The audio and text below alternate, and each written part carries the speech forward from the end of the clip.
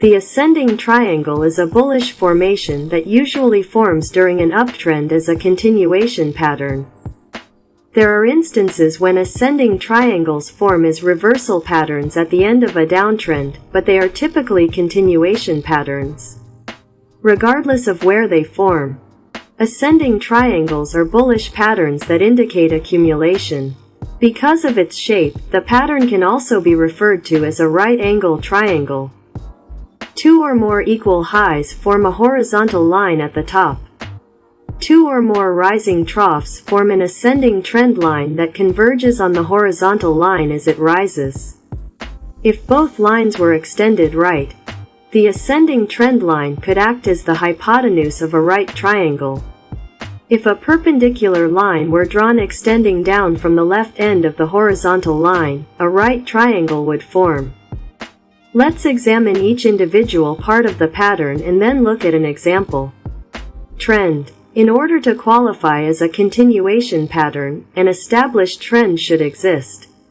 However, because the ascending triangle is a bullish pattern, the length and duration of the current trend is not as important as the robustness of the formation, which is paramount. Top horizontal line. At least two reaction highs are required to form the top horizontal line. The highs do not have to be exact, but they should be within reasonable proximity of each other. There should be some distance between the highs and a reaction low between them. Lower ascending trend line. At least two reaction lows are required to form the lower ascending trend line.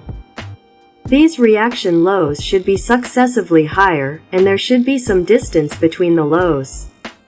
If a more recent reaction low is equal to or less than the previous reaction low, then the ascending triangle is not valid. Duration. The length of the pattern can range from a few weeks to many months, with the average pattern lasting from 1 to 3 months. Volume. As the pattern develops, volume usually contracts.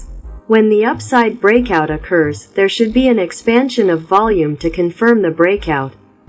While volume confirmation is preferred, it is not always necessary. Return to breakout. A basic tenet of technical analysis is that resistance turns into support and vice versa. When the horizontal resistance line of the ascending triangle is broken, it turns into support.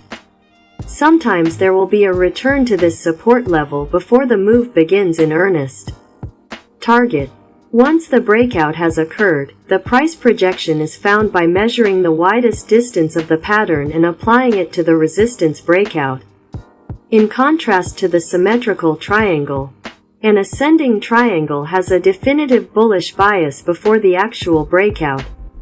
If you will recall, the symmetrical triangle is a neutral formation that relies on the impending breakout to dictate the direction of the next move.